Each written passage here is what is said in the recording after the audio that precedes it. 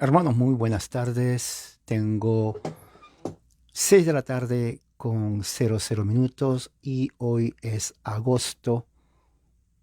¿Qué día es hoy? A ver, hoy día es sábado, agosto 6 de 2022. Hoy es agosto 6 del 2022 y bueno, hay un tema muy importante, muy bueno que tiene que ver con todo lo que he estado hablando últimamente. Y es el tema de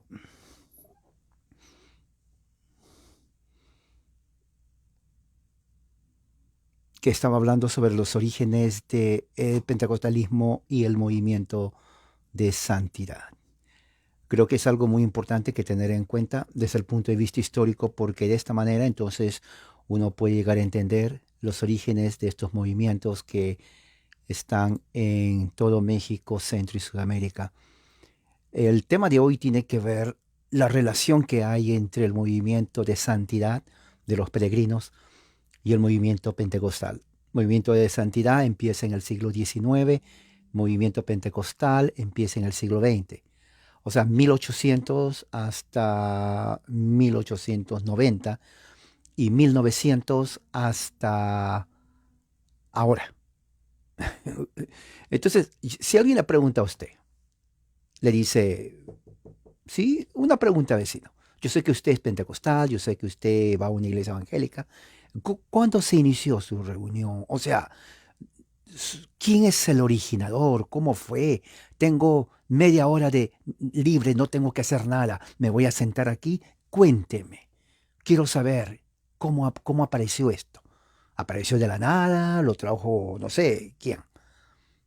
Entonces es muy bueno saber la relación entre el movimiento de santidad y con el pentecostalismo. Eso es muy importante que tengamos que tener en cuenta. Bien, quiero que me presten atención. A ver,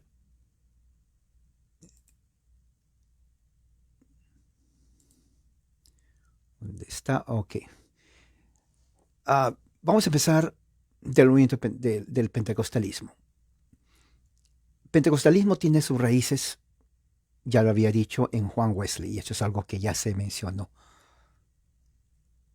Juan Wesley fue un metodista del siglo XVIII que vino a los Estados Unidos, pertenecía a la iglesia anglicana. Él, como anglicano, él recibió una educación muy estricta en su casa, eran varios hermanos, y él tuvo acceso a los escritos de los pietistas católicos romanos. Él viene a los Estados Unidos y comienza a enseñar lo que él había adquirido, que tiene que ver prácticamente la santidad, la vida de santidad cristiana.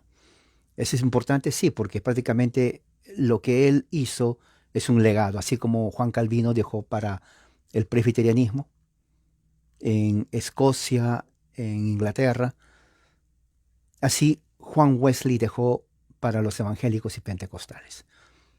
¿Ok? Ah, algo muy importante, y es, antes que me olvide, mañana, que es Día del Señor, agosto 7 de 2022,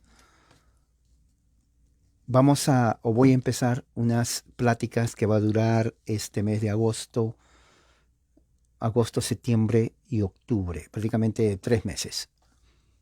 ¿Ok? Y tiene que ver con este libro, La Reforma en Ginebra. Tiene que ver con la Reforma en Ginebra de Juan Calvino.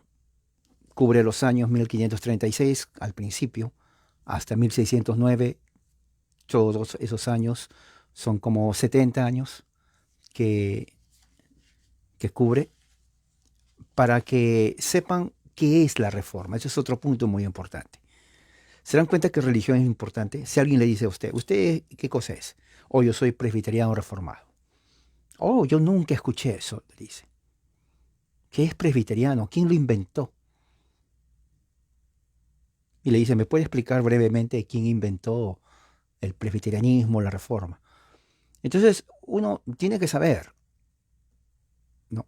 Tiene que saber darle una respuesta, no grande, pero sucinta, breve, para que sepan de dónde viene. Entonces eso vamos a empezar mañana, porque para el tiempo que eh, ya lleguemos a octubre, entonces ya se puede entender mejor. Ahora, estas charlas ya lo empecé hace 10 años, ¿ok? O sea, aquí estamos 2022, 2010. Ya lo empecé de 2010. Si usted ha estado siguiéndome por 10 años, usted ya sabe, lo tengo en audio, lo tengo en escrito en mi blog y lo tengo también en video. O sea, prácticamente ahí está todo. La persona interesada en crecer en su conocimiento, ahí está, sinceramente. ¿Ok? Eh, pero lo voy a hacer porque el mundo está cambiando de una forma tan acelerada, sinceramente, que ya no hay tiempo para nada. En serio. Estamos cambiando, ya no hay vuelta para atrás. En la economía ya no hay vuelta para atrás, la cosa se está poniendo muy diferente. En educación muy diferente, ya no hay vuelta para atrás. En lo social ya no hay vuelta para atrás. En lo político, cambios cada minuto, ya no hay tiempo, ya no hay regreso para atrás. Hace 2 años nunca vamos a volver al año 2020, nunca vamos a volver al año 2021. Ahora estamos en proyección al año 2023 y el tren avanza con velocidad. El que se queda, lamentablemente, ya no entra al tren. Hablando figurativamente, así es. O sea, el tren no se va a parar solamente porque usted no entiende o se quedó. No, el tren sigue avanzando. En otras palabras, la evolución del mundo es tan rápido, tan acelerado, que hoy día que vamos a dormir y mañana que nos despertemos, ya no es lo mismo que hoy en día. ¿Sabía usted eso? O sea, el cambio es cada 24 horas. Hoy, después que terminamos esto, vamos a dormir, buenas noches, nos dormimos. Al día siguiente, mañana, ya no va a ser lo mismo que ahora. Ya no vamos a decir, bueno, vamos a hacer lo que nos quedamos atrás. No, el mundo sigue avanzando. Sigue avanzando. Y va a avanzar de una forma que nosotros, aunque no entendamos, vamos a entrar ahí. ¿Por qué les digo esto? Porque eso afecta a la religión también, afecta a la fe, especialmente la fe cristiana, de una forma increíble. Al punto en donde ya el cristianismo es diferente de lo que fue hace 50 años. En serio, estoy hablando de 50 años. Ya no es como era ahora, como era antes. Va a llegar un momento en donde prácticamente ser creyente o cristiano eh, va a ser tan, diríamos, ¿cómo le puedes decir? Eh, Electrónico y artificial, no necesariamente sin profundidad, va a ser profundo, pero el mecanismo va a cambiar totalmente, ya está cambiando. Ya no es como era hace, como dije, 10 años, ¿no? Ya es totalmente diferente. La demografía va cambiando. Nuestros países, Latinoamérica, la gente va de un lugar a otro. La inmigración. Y eso es a propósito. Entonces, ¿cómo responder a eso? ¿Cómo estar bien situados en un mundo cambiante cada segundo?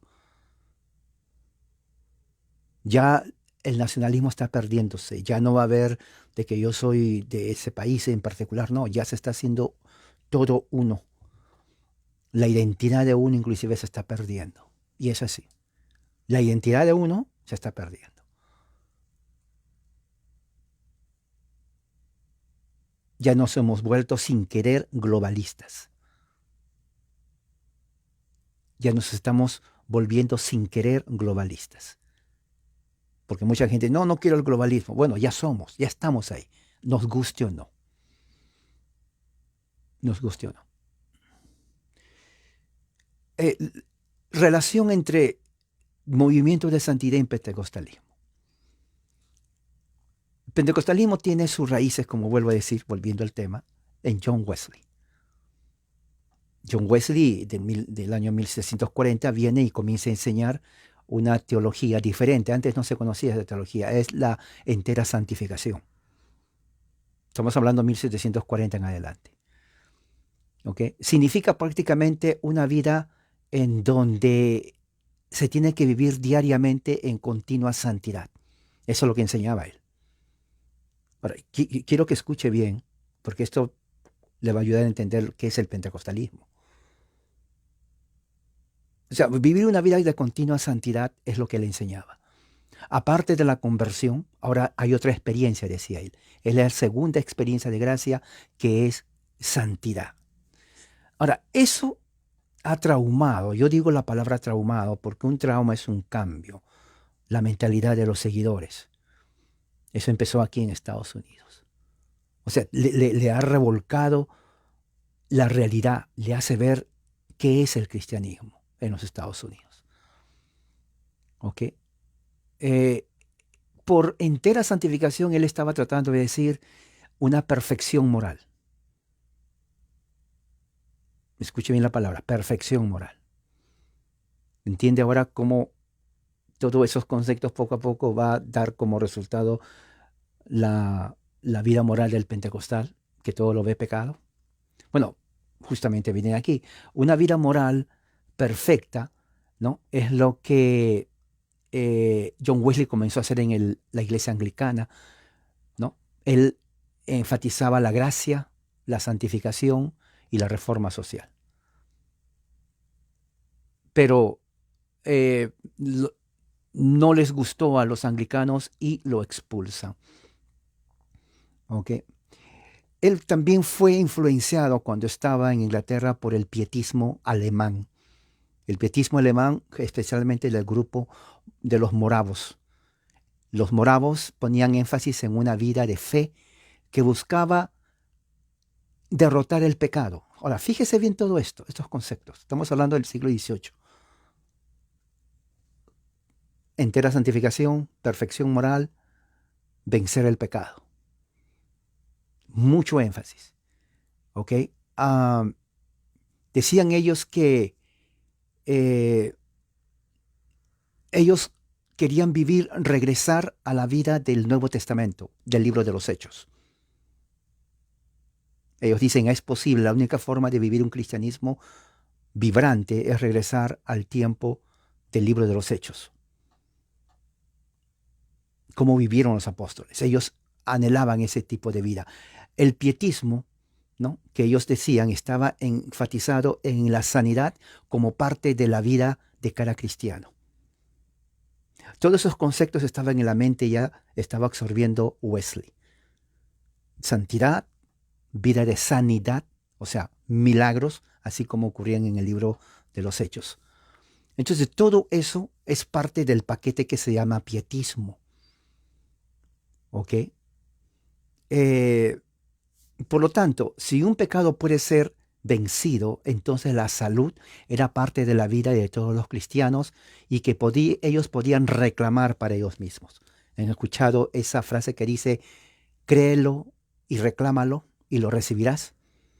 ¿De dónde viene eso? ¿No? Yo reclamo, yo declaro, lo voy a recibir. ¿De dónde viene eso? Eso no lo inventaron en el siglo XX. Eso viene inclusive del tiempo de los moravos. Estamos hablando del año 1740 en adelante. Ahí no había pentecostalismo, pero están poniendo todo eso. ¿Por qué? Porque los moravos creían eso. Una vida del Nuevo Testamento, de milagros, de santidad, de sanidad, y de esa idea de que reclámalo, créelo. Miren, de ahí ya viene todo eso. Entonces, Wesley comenzaba a adquirir todo eso. Wesley era prácticamente, asumió, nunca lo dijo, pero asumió una actitud pietista, en donde más tarde, porque cuando él muere en 1791, 10 años después, cuando empieza el año 1800, siglo XIX, sus enseñanzas, que fueron muchas, que cambió todo el panorama cristiano en los Estados Unidos, lo retoman otra vez y viene a ser la base del movimiento de santidad de los peregrinos. El movimiento de santidad es un movimiento que empieza en el año 1800 en adelante. Un movimiento grande que cambia todo el panorama de los Estados Unidos en religión. Se dan cuenta, el movimiento de santidad está basado prácticamente en la idea de Wesley, entera santificación como la segunda obra de gracia después del nuevo nacimiento. En otras palabras, uno podía nacer de nuevo, pero sin embargo no ser santo. ¿Me entiende? Se dan cuenta esa dicotomía. Uno puede decir, bueno, ¿eres creyente? Sí, yo creo en Jesús, ya he nacido nuevo. Ok, bien. Y la segunda pregunta que te hacían, ¿ya estás enteramente santificado? Y decían, ¿cómo es eso? O sea, ¿no basta con creer y ser nacido nuevo? No, ese es el primer paso. Ahora falta que tú estés enteramente santificado. Fíjese, pero ¿cómo es eso? O sea, no voy a pecar, exacto. Vas a ser perfectamente moral. Para Wesley, entera santificación significaba amar a Dios con todo el alma, con todo el corazón y al prójimo igual. Y él decía, ¿por qué es entera santificación? Porque nadie puede amar al prójimo completamente. La persona que llega a amar al prójimo ya está enteramente santificado porque significa perfección.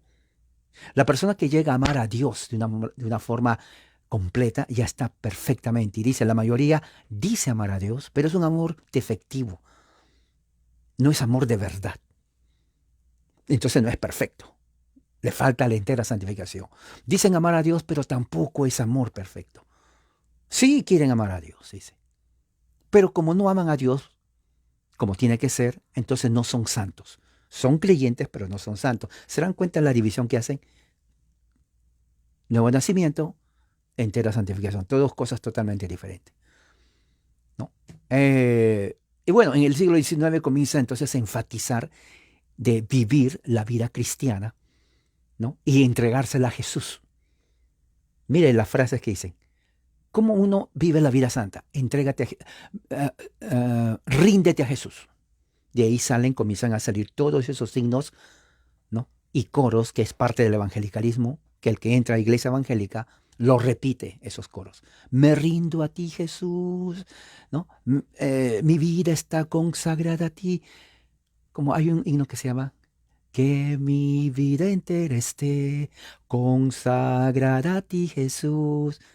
¿Qué más dice? Que, que mis labios puedan hablar. Algo así. Pero ¿cómo salen esas canciones? Las letras de dónde salen. Justamente sale de aquí, de entregarse. ¿Cómo se entrega uno a Jesús? Esa es la base de la salvación por señorío. Cuando tú le haces Señor de tu vida. Eso es otra cosa. Dentro de este teología dicen, oh, Jesús es mi Salvador. ¿Ok? La pregunta que te hacían, ¿es el Señor de tu vida? ¿Cómo es eso? ¿No es suficiente ser Salvador? No. ¿Ya te salvó? Sí. Ahora tienes que hacerle tu Salvador, tu Señor. Oh, ¿y cómo se hace eso? Sométete a su señorío. ¿Se dan cuenta? Sométete a su señorío. O sea que no es solamente aceptarlo y ser salvo. No, ese es el primer paso. Ahora tienes que someterte a su señorío. Salvación por señorío. O sea, comienzan a hacer una dicotomía al punto en donde ellos veían a evangélicos. Generalmente ese es en el mundo evangélico. Evangélicos que eran carnales, salvos, pero carnales. Y los evangélicos que eran espirituales. ¿Quiénes eran ellos? Los que nacieron de nuevo, igual que los otros, pero que ellos ya fueron totalmente santificados. O sea, están bajo el señorío de Cristo. Entonces uno puede ser creyente y ser carnal. Y otro puede ser creyente y ser totalmente santificado, perfecto, ¿no? Porque entregó su vida a Cristo. O sea, esas enseñanzas de dónde vienen. Si usted se ha preguntado de dónde viene, la gente no cuestiona. Dicen, bueno, esto siempre ha sido así. Y bueno, no siempre ha sido así. Esto lo trajo Wesley. ¿Ok? Entonces, ¿qué es lo que sucede? Para 1870, entonces toda esta idea no entra, ¿no? Antes que salga el pentecostalismo o nazca, en Gran Bretaña para 1870, ¿no? En lo que se llama, en una ciudad que se llama Keswick. La ciudad Keswick en Gran Bretaña viene a ser el lugar donde empieza un movimiento que se llama el movimiento de la vida más alta, unos lo llaman el movimiento de la vida más profunda, ¿no? En donde justamente enfatizan, exacto, tantas enseñanzas erróneas, en donde justamente enfatizan la teología de Wesley, de la santidad, Y interesante porque los proponentes, todos creían, ellos ya, Wesley había muerto en el año 1790, pero para 1870 en Gran Bretaña comienzan a revivir esas enseñanzas. Vinieron predicadores de todas partes del mundo. Los mejores predicadores de 1870 de los Estados Unidos de Gran Bretaña, profesores de teología, la mayoría metodistas, profesores de universidades, pastores, maestros, todos se reunieron ahí y comenzaron ellos a enseñar y a propagar las enseñanzas. De Estados Unidos estaba la Phoebe Palmer, una mujer que nace al principio de 1800, me parece 30 por ahí, o ahí empieza, muere casi a final del siglo XIX. Estaba también María Beula y otros más de ese tiempo, otros más, que comenzaron, la mayoría de metodistas que creían en la entera santificación, no pentecostales, ¿ok? Pentecostalismo viene después, en el siglo XX, pero ellos prácticamente era un paso a eso, porque ellos enfatizaban mucho la entera santificación. Eran maestras de profecía, eran maestras que viajaron y fueron a la ciudad de Keswick, de donde viene todo este movimiento. Todos los predicadores famosos tenían que ir ahí. La mayoría de los evangélicos, yo diría todos, sin excepción, recibieron su enseñanza de Keswick, 1870. Keswick es la ciudad en Gran Bretaña donde hacían estas reuniones. Los mejores maestros de ese entonces, inclusive parte del siglo XX hasta 1940, 50, 1870, 1950, los grandes teólogos que escribían libros para el mundo evangélico venían de Keswick. Entrega tu vida a Cristo, ríndete a Cristo, cómo tener una vida victoriosa en Jesucristo. Esa frase, ¿de dónde vienen esas frases? ¿Usted se ha preguntado? Bueno, viene de aquí, ellos lo crearon, porque en su mente de ellos estaba que el creyente tiene que vencer la vida de pecado y vivir una vida de entera santificación y perfección moral. No solamente creer, perfección. Fíjese lo que ellos decían. Ahora, la pregunta ¿es posible eso? Para ellos sí, por una simple razón. Ellos eran arminianos. Ellos rechazaron toda la reforma. Por eso que voy a estar hablando también la razón por la cual el evangelicalismo y pentecostalismo no es reformado, no es protestante. Es porque ellos rechazaron todo eso. Ellos crearon su propia teología del siglo XIX, del siglo XX, y era totalmente arminiano. Ellos rechazaron el calvinismo, rechazaron la mayoría de la teología reformada del siglo XVI y XVII. Entonces, esto es prácticamente una religión estadounidense británica, pero más estadounidense que británica. Porque recuerde que después de ahí sale el pentecostalismo en 1900. Pero en 1870 estaba en su apogeo todo el movimiento de santidad. El movimiento de santidad de los peregrinos viajan a todas partes de Latinoamérica. Yo les he visto en Perú, en Argentina también he visto, son movimientos de santidad, así se llaman. Y son prácticamente, uno diría, pues son casi como pentecostales. Claro, porque ellos son los papás de los pentecostales, los padres, los que inician, pero no todo movimiento de santidad es pentecostal. Se llama movimiento de santidad porque enfatizan la vida santa. O sea, ellos creen que uno puede llegar en esta vida antes de morir a ser perfectamente santo. Y si tú no tienes esa experiencia de la entera santificación, tú no puedes ir en el rapto.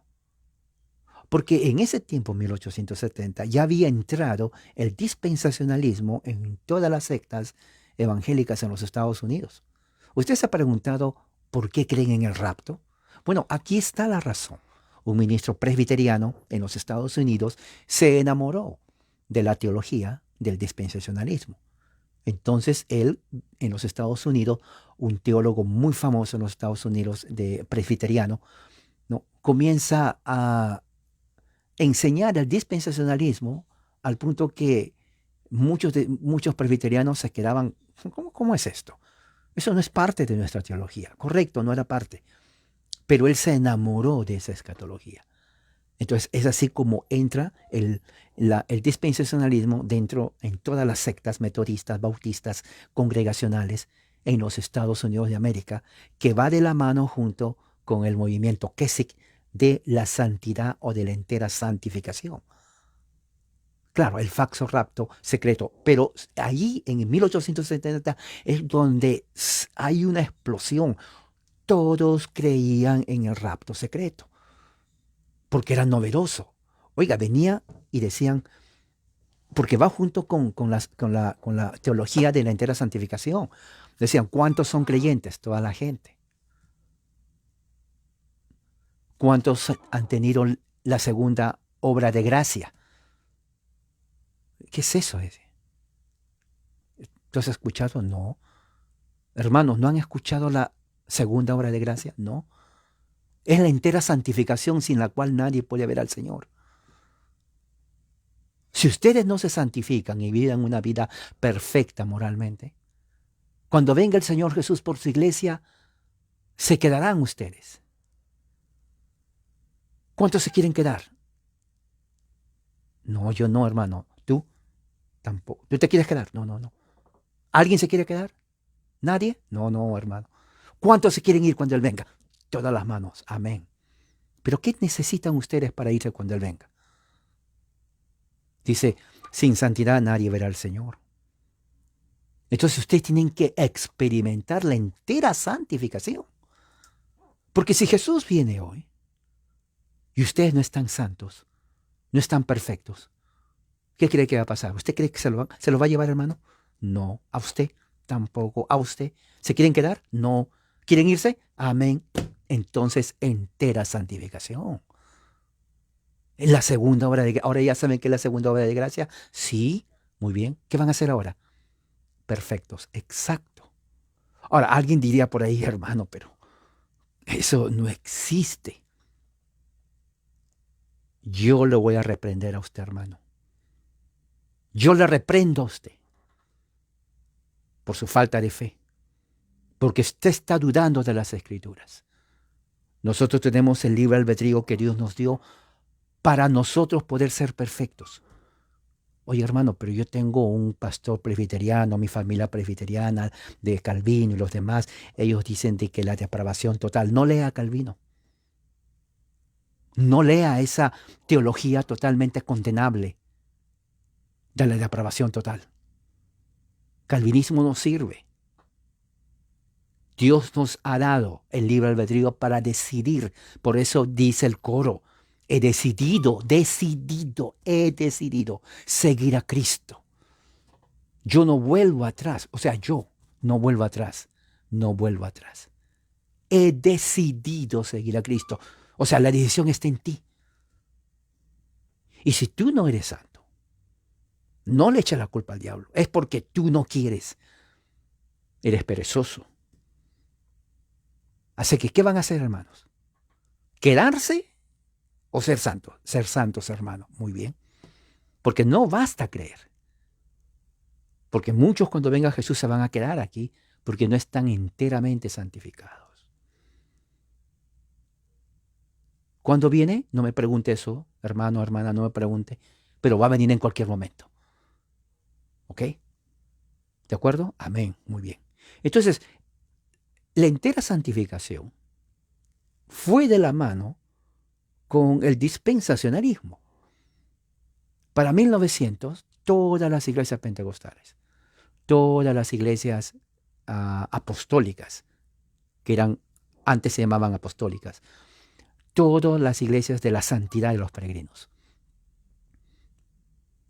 porque sus maestros ya habían creído en eso, inclusive fueron al movimiento Keswick.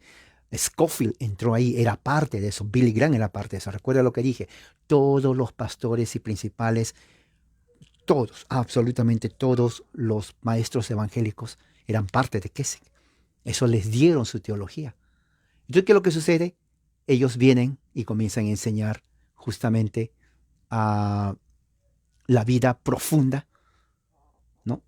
La vida profunda dentro de las iglesias metodistas y al mismo tiempo el rapto secreto que va de la mano con Keswick. Ya había entrado. Para 1900 todos enseñaban eso. Se popularizó cuando publica Scofield, la Biblia anotada de Scofield, la cual enseñaba dos cosas. La Biblia de Scofield enseñaba el dispensacionalismo, pero también enseñaba la teología de Keswick, de la entera santificación. ¿Se dan cuenta? ¿Ok? En el mismo tiempo que nace eso, ya también en el siglo XIX, nace otro movimiento, aparte del movimiento de santidad y aparte del movimiento del dispensacionalismo que entra a todas las iglesias. Nace otro grupo, otro movimiento aparte. Ese movimiento se llama el movimiento de la restauración. Los restauracionistas, ¿qué es lo que sucede con los restauracionistas? Ellos quieren hacer lo mismo, casi lo mismo que los demás. Regresar, Scofield, muy arminiana esa Biblia, sí, no recomendable, sí. Hoy todos eran arminianos, obviamente. Pero en el siglo XIX, a partir de 1801, empieza el movimiento de la restauración o restauracionista. ¿Quiénes eran ellos? Ellos eran un grupo que fue iniciado por ministros presbiterianos, en donde ellos rechazaron todos los nombres de las denominaciones y crean grupos solamente con el nombre Iglesia de Dios, Iglesia de Cristo, Iglesia de Dios o Discípulo de Cristo. La mayoría, los dos presbiterianos principales muy importantes son justamente Barton Stone y Alexander Campbell, ¿no? Con su hijo también Campbell. Ellos forman este grupo de restauracionistas. Hacen campañas por todas las colonias de Estados Unidos. Prácticamente ellos también comparten mucho con los de la santidad, pero su énfasis de ellos estaba en restaurar las iglesias del Nuevo Testamento, de acuerdo al libro de Hechos. En ese tiempo, muchos salieron de sus iglesias, muchos dejaron el presbiterianismo, muchos dejaron ser bautistas o congregacionalistas y se unen dentro del metodismo. O sea, los de la santidad se unen con los de la restauración y los restauración se unen con los de la santidad. Y hacen las primeras reuniones al aire libre en todo Estados Unidos. Se reunían entre 20,000 a 30,000 personas. Traían carros, así como usted ha visto la pequeña casa de la pradera, jalados por caballos. Se imagina 20,000 personas. Nomás en mi mente me imagino, oiga, 20,000 personas, 20,000 carritos, ¿no? En sus carruajes, jalado por caballos. Cada carruaje era una familia. Sí, ¿no? Porque toda la familia iba el mamá, la mamá, el papá, los hijos, el perrito también lo llevaban y se quedaban como una semana en los bosques y ahí dormían, en el esto dormían, estamos hablando de hace 200 años. Ahí comían, hacían sus barbecue, carne asada, ahí comían, o sea, al aire libre en el campo, como estar en el campo. Porque por 10 días diferentes predicadores venían y comenzaban a predicar. Porque ellos querían restaurar todo el Nuevo Testamento. Era fascinante. Imagínese usted ahí en el bosque, cantidad 10,000, no había peligro, se cuidaban todos, eran 10,000 personas, oiga, era como un estadio de fútbol, ¿no? Traían, comían, que estaban ahí, conversaban, pero cuando venía el momento de la adoración, oiga, son 10,000 o 15,000 mujeres gritando. ¿Se imagina 15,000 mujeres gritando? Dicen por ahí que una mujer que grita es terrible. Pero ¿se imaginan 15,000 mujeres gritando en momentos de éxtasis, moviendo? Se escuchaba millas.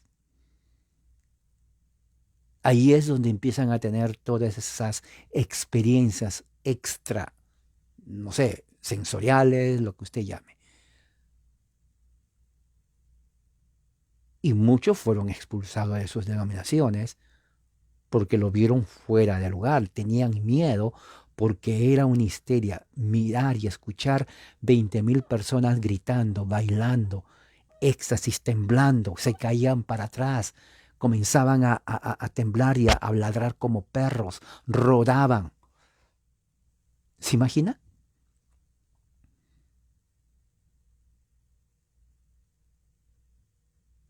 Hay periódicos, hay diarios que hablan de eso. Eso marcó un cambio en todo la, eh, el panorama de Estados Unidos. En ese tiempo nacen cantidad de sectas restauracionistas y ahí es donde nacen también los adventistas porque eran mileniaristas. Ya había también, ¿se acuerda que le dije, ya creían en cuándo va a venir Cristo? Ponían fechas 1844, no, 1845, no. Ah, Charles T. Russell era adventista. Él dice, bueno, se equivocaron, yo voy a poner fecha. Él puso como 4 fechas. Nunca vino Cristo. Él forma luego después los testigos de Jehová. Los adventistas ya se quedaron ahí del séptimo día. Pero dentro de todos ellos había un joven muy inquieto también. Él vio a los presbiterianos, él vio a los metodistas, él vio a los bautistas, él vio a los congregacionalistas, él vio a los adventistas, él vio absolutamente a los cuáqueros, todas las sectas habidas y por haber. Y él dice, ¿no? A ver, mi mamá presbiteriana. No había pentecostalismo, ¿eh? Pero acá hay una iglesia bautista. Allá son metodistas, pero esta bautista, y eso es real, no es igual a esta bautista de aquí. Estos son iglesia bautista de libre albedrío. Estos son calvinistas, pero son bautistas. O sea, ¿quién tiene la razón? Habían adventistas, metodistas muy tranquilos, eran anglicanos, pero habían los metodistas de, otra vez, de la santidad, que eran totalmente acelerados, acelerados. Ahí uno podía libertad de cantar, de saltar, todo eso. Y este joven decía, pues, ¿cuál es la verdad? Y como era en ese tiempo, 1800, era diferente ahora, iban a los bosques, se metían a los bosques a cazar animales. Era muy bonito la vida ahí. Bueno, él va solo y dice, Señor, yo quiero, pues, ¿cuál de todas? Y en ese momento se le aparecen 2 ángeles.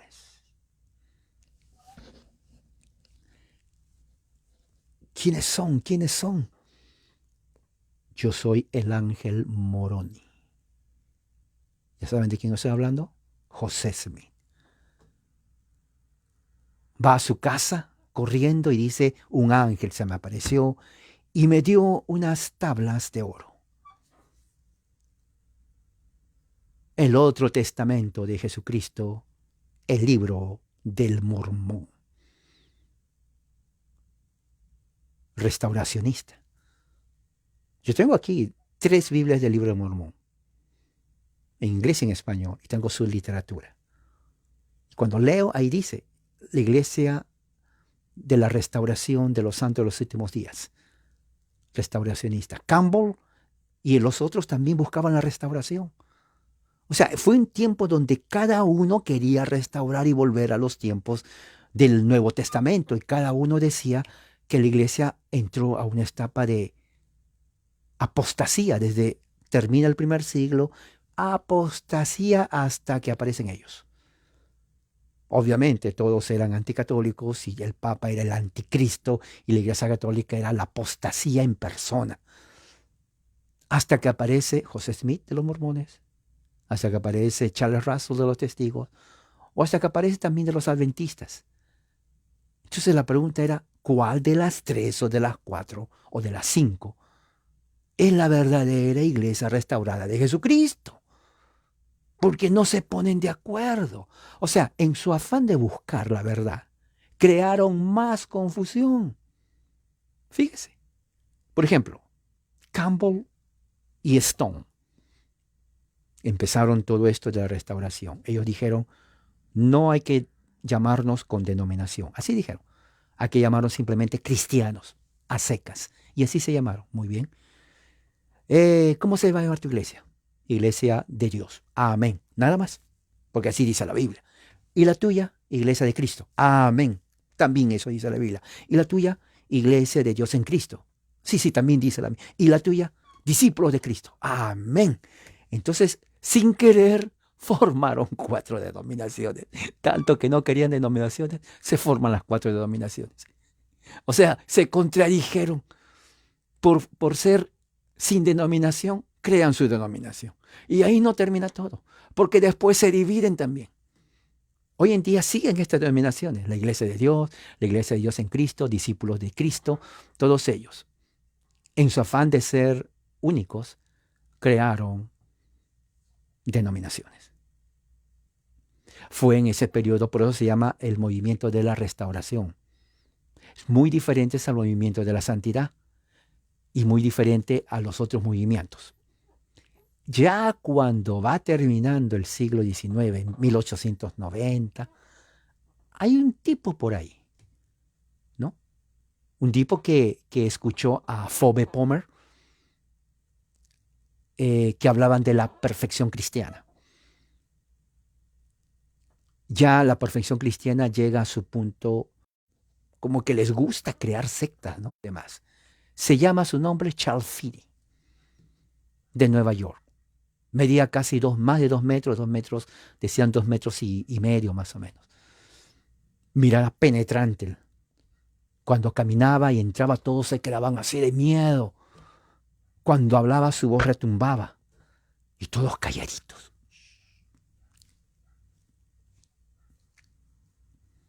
Porque le escuchaban. Él deja el presbiterianismo, él leyó a Wesley y él crea y hace una teología. Tus libros todavía están a la venta. De él no tengo su libro de teología, lo tengo solamente aquí en la internet, pero quiero comprarme uno. Y él enseña lo mismo que enseñó Wesley, pero le dice, llama el nombre la vida perfecta, la perfección moral. Pero y arminiano 100%, igual que Wesley en contra del calvinismo. Mire, él renegó de su fe presbiteriana. Libre albedrío número 1 el tipo. Libre albedrío. Él fue el que inventa todo lo que se conoce del evangelicalismo, ¿no? Su coro. Ustedes van a cantar para condicionar la mente. Canten bien triste, pero bien triste para que la gente llore. Cuando ya los sentimientos de la gente están manipulados, porque ustedes van a cantar, entonces yo hago el llamado, porque el ser humano es bien sensitivo cuando están de pena, tristes, depresivos, nadie les quiere. Entonces yo ahí le digo, ven a Cristo. ¿Se dan cuenta? Ok, empiezan a cantar. Triste. Si pueden llorar ustedes, cuando hago el llamado, pasan al frente. Porque ellos van a estar tímidos. Ustedes pasan y cuando digo quién quiere venir, ustedes lo jalan, lo traen. Porque ellos ya van a estar con las canciones totalmente emocionalmente sensibles. Entonces tienen que venir.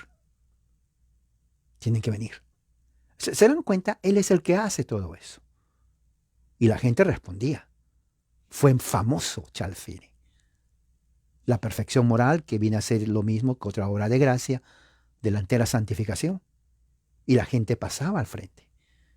Solamente le miraban a él y ya le tenían miedo. Y su vez era potente con autoridad. Ven, y el coro cantando. Oiga, todo el mundo llorando. Literalmente, llorando. Tenían ahí la banca de los penitentes. Cada uno tenía que inclusive traer toallas porque cuando lloraban, usted sabe, llorar, sudar, y cuando uno llora demasiado, pues salen los mocos. Entonces tenían que limpiarse la cara. O sea, era un momento en donde se llamaban los avivamientos de ese tiempo, el segundo avivamiento. De esa forma, el evangelicalismo se va formando. Eso es lo que va a todo México, Centro y Sudamérica. Todo lo que hacen eso ellos. ¿Cuántos quieran aceptar a Cristo? Los que levantaron la mano, pónganse de pie. Muy bien. Ahora, los que se pusieron de pie, pasen adelante, ¿no? Lo mismo, 1, 2 y 3. Pasen. Muy bien. Ahora yo voy a repetir una oración, o yo digo una oración y ustedes repiten conmigo. Amén. Muy bien. Y empieza. ¿De dónde sacan eso? Eso no lo inventó J.J. Ávila, para nada. Él se copió, a él le dijeron, a él le enseñaron. Eso viene de aquí, de Estados Unidos, en los 1870, 90. ¿Se dan cuenta? Por eso la decisión. ¿De dónde viene eso de que cuántos quieren aceptar a Cristo? ¿De dónde viene eso? De la teología del libre albedrío. Porque es cuántos quieren. Él decía, la gente, aparte, la gente si no pasa es porque no quiere, pero no porque no puede. Ellos pueden, pero no quieren. Por eso que Dios dice, ¿cuántos quieren? Y él apelaba a la fuerza de voluntad de la persona. Él no negaba la gracia de Dios, pero decía, sí, pero ellos tienen, Dios creó con libre albedrío. O sea, no seas por eso decían, Dios te está esperando, Jesús.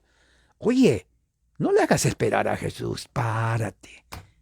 Qué sinvergüenza eres, párate. Sí, sí, así, párate.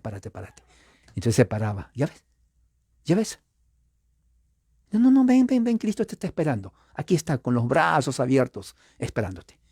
Ven, todos pueden si quieren. No. ¿Por qué no quieres saber? ¿Qué te pasa? ¿Qué te ata que no vengas a Cristo? ¿Qué te ata? No te ata nada. Ven. ¿Dónde está tu mujer?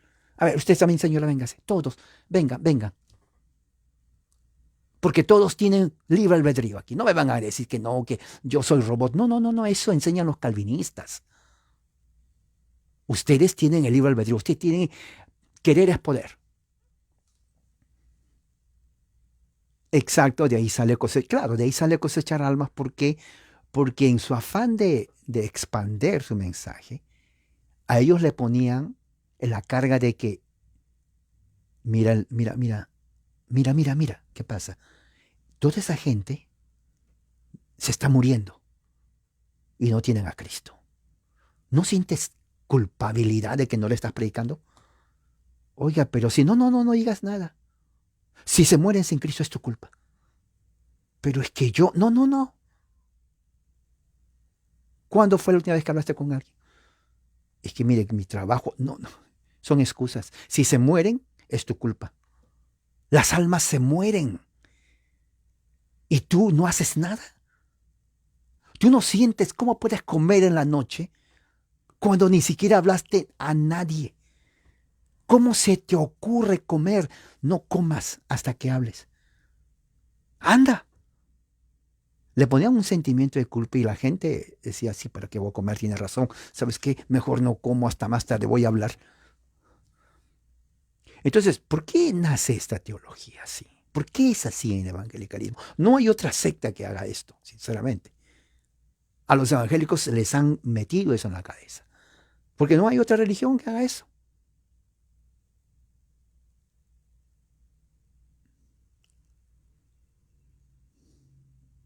Exacto.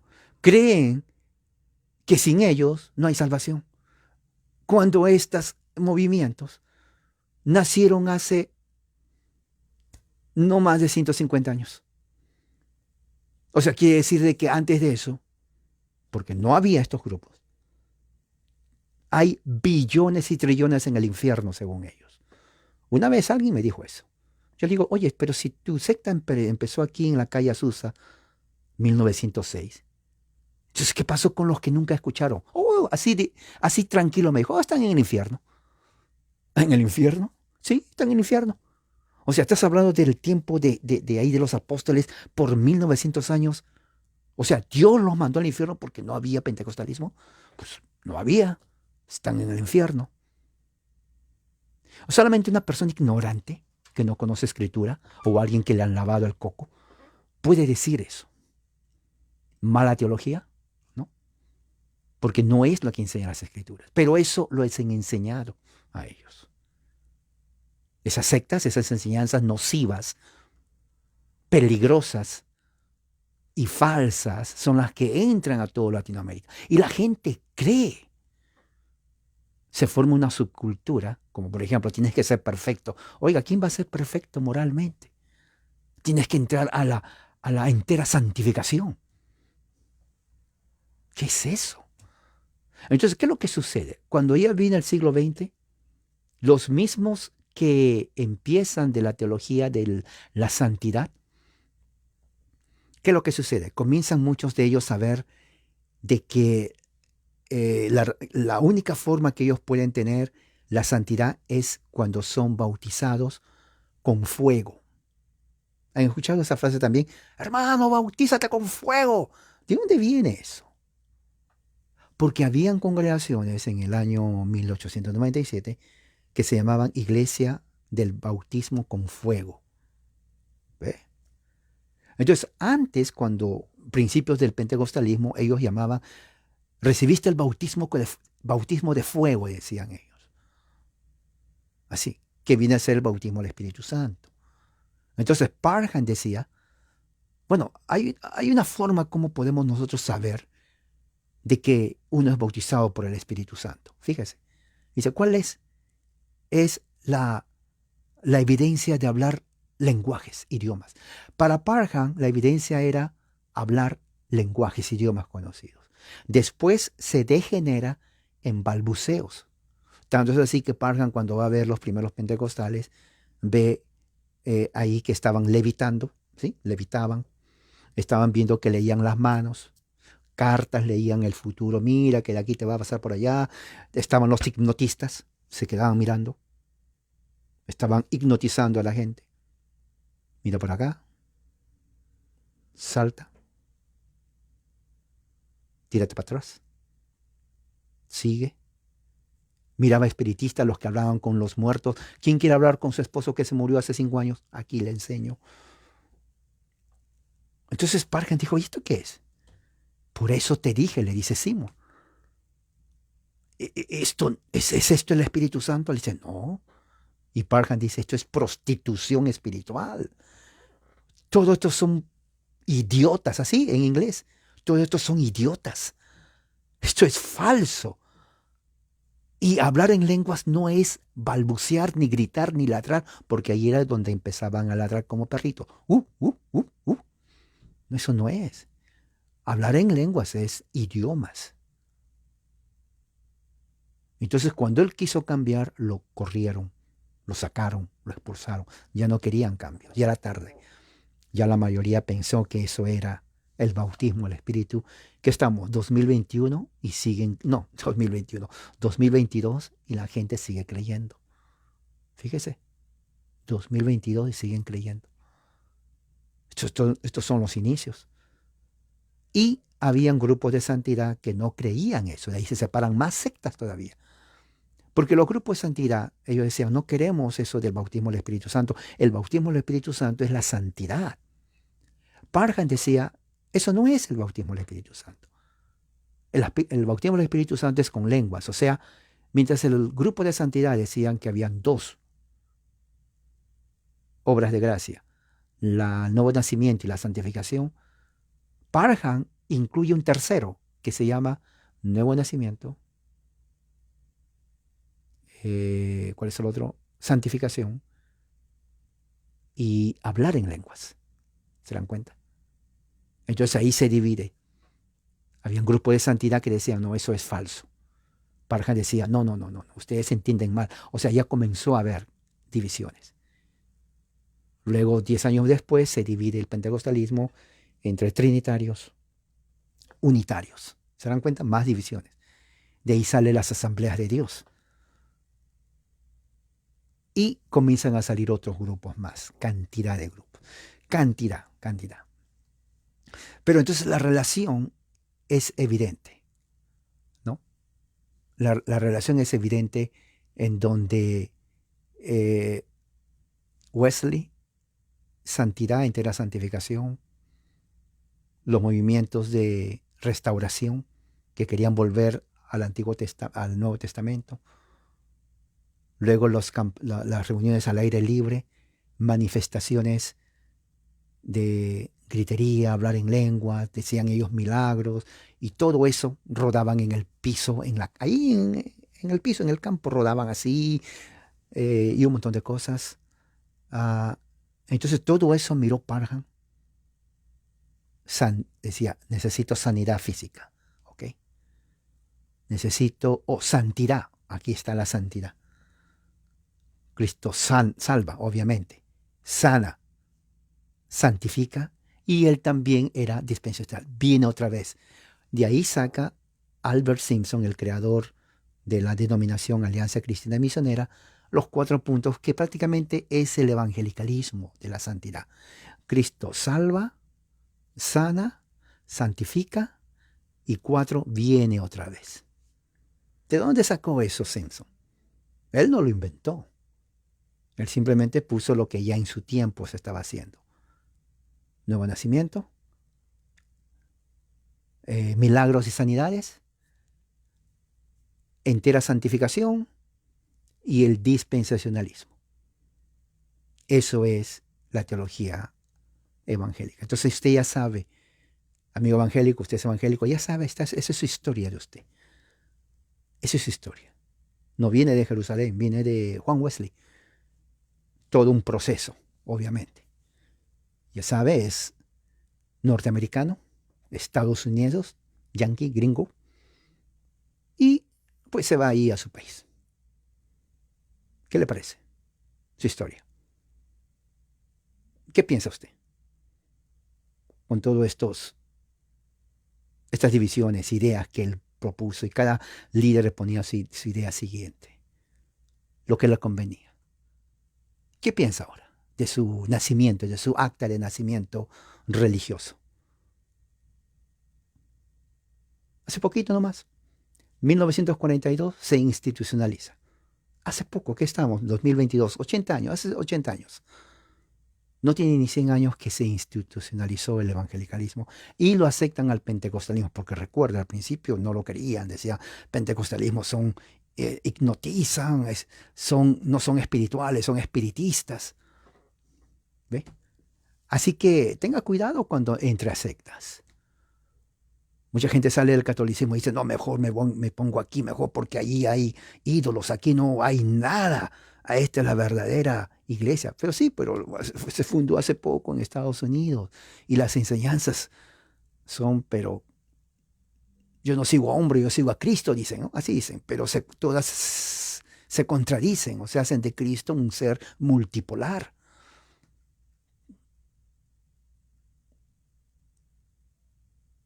¿Qué piensa? ¿Va a reflexionar? Mañana es día del Señor. Recuerde lo que yo pienso de eso. Hay muchas congregaciones mañana que honestamente Dios no lo va a escuchar así, aunque se enojen. Es que Dios no es multipolar. Dios no va a estar escuchando, este dice una cosa, a ti te escucho, hijo, y a ti, hijo, y se están entre que... Oiga, ¿qué pasó con mis hijos? Hablan diferente idioma, este me dice que sí, que yo estoy en el pan, este dice que no, este no le importa. O sea, cada uno hace lo que le da la gana y yo voy a escuchar a ustedes. ¿Ustedes creen que porque naciste nomás en 1906, hablas según tu balbuceo, tú crees que yo contigo y tú que te vas allá y que enseñas esto en los Estados Unidos? O sea, ¿de dónde sacas en esa idea? Reflexione. Yo tomo, para mí, mi religión es muy importante. Yo tomo en serio la religión. Porque yo digo, o soy ateo, y ya no me importa nada de esta circo de sectas, había así por haber. No, circo, ya saben, de sectas había así por haber. O pues mejor me pongo ateo y me pongo a ver un partido de fútbol ahí tranquilo.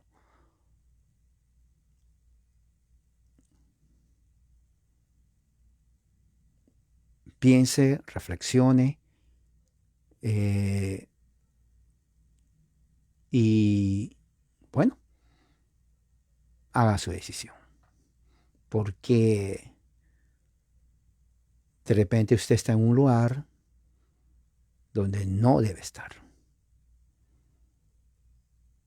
Porque si dice usted, yo sigo a Cristo y no a hombre, pero ese lugar o ese grupo fue fundado en 1950, la pregunta que debe hacerse es, ¿dónde estaba antes de 1950? Eso es lógico. Yo le he preguntado a mucha de esa gente cuando habla, digo, y cuando antes que se funde tu secta, le dije a un muchacho, ¿dónde estaba antes? Me decía, ¿dónde? Yo no sé. ¿Y cómo te metes? Así le dije. ¿Cómo te metes? Escucha, a una secta que no sabes dónde estaba antes.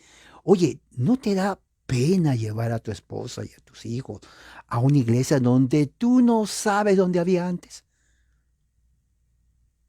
Respóndeme, no hay nadie aquí, aquí nadie, no tengas vergüenza. ¿Qué sientes ahora? Y me dice, sí, tienes razón, pero es que ahora, ¿cómo les digo la verdad? No más, dile la verdad. Dile, ¿saben qué? Disculpe, pero me equivoqué llevarlos a una secta donde apareció hace nomás 40 años y antes no sé de dónde, como dice la canción, no me importa saber quién soy, ni a dónde vengo, ni a dónde voy. No sé.